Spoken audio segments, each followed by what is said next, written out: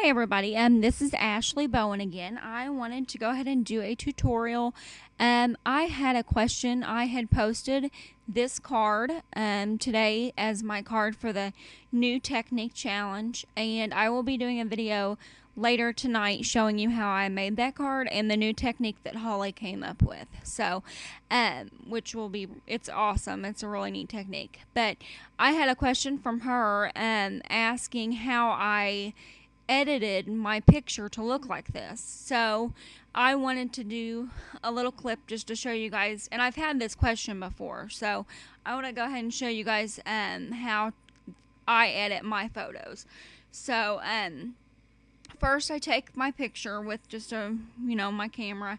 I have an Nikon, but I have other cameras too that I use.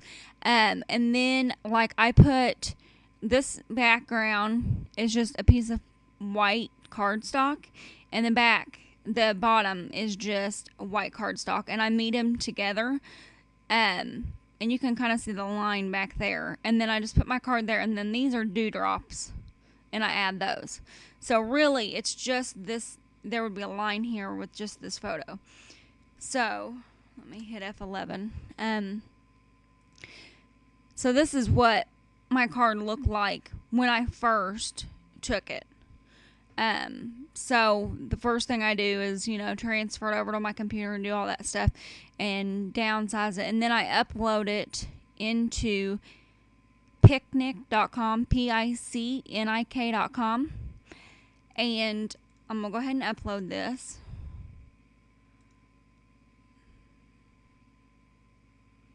Let me drag this to my desktop so I can just show you from the old photo.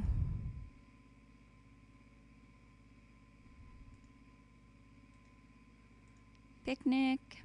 Okay, now upload photos. And then I'm going to upload the older version. Okay, so this is what it looks like. I'm going to hit F11 so that all this mumbo jumbo up here goes away. Okay, so that's what it looks like. Now, the first thing I do, you can hit auto fix and it kind of fixes your color.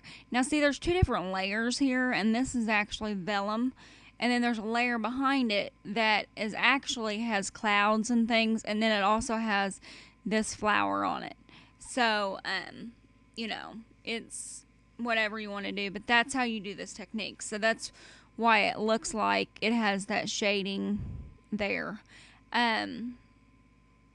I think I'm getting a cold or something. My voice sounds kind of raspy to me. I don't know what it's going to sound like in this video, but you can go to exposure and change this, make it a little bit darker, kind of pop your colors out a little bit.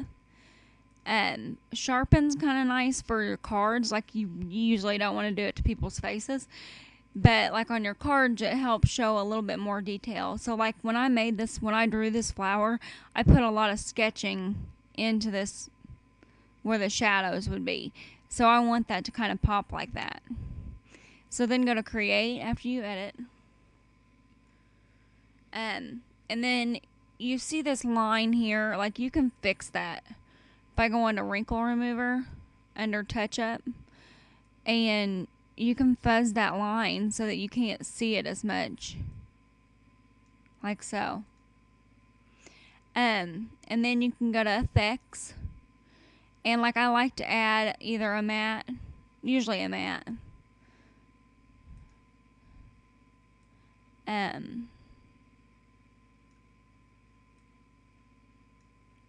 outline here, so you can kind of see what that does. And then there's all kinds of different things on here you can play with, but this is one of my favorites, and you can make it brighter or whatever you want.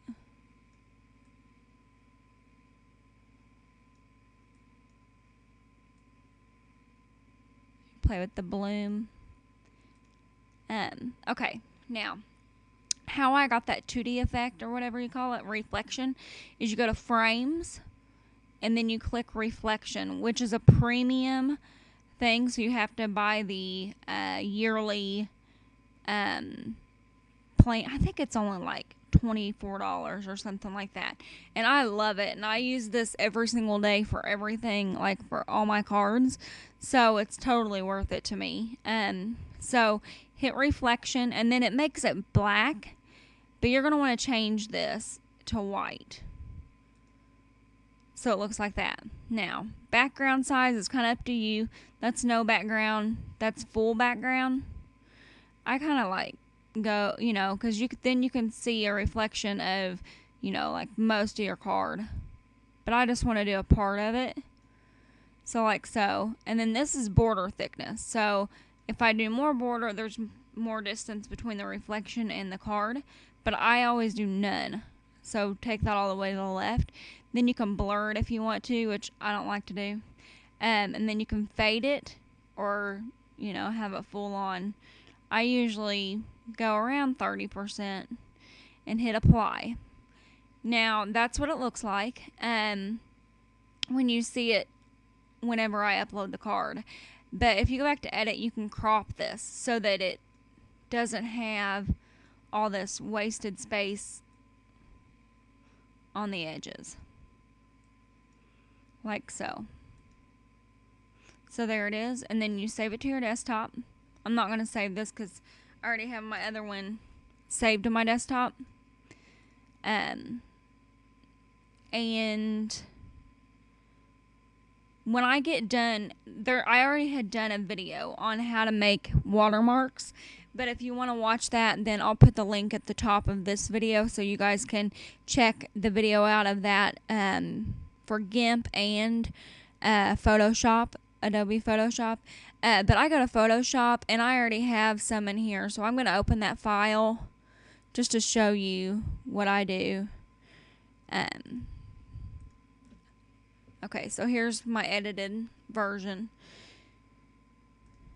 Now I'm going to go to my watermark and resize it.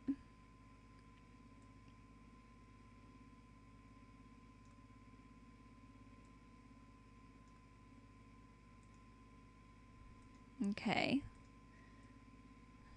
Change how opaque it is. I think I'll change the color. Be the hot pink.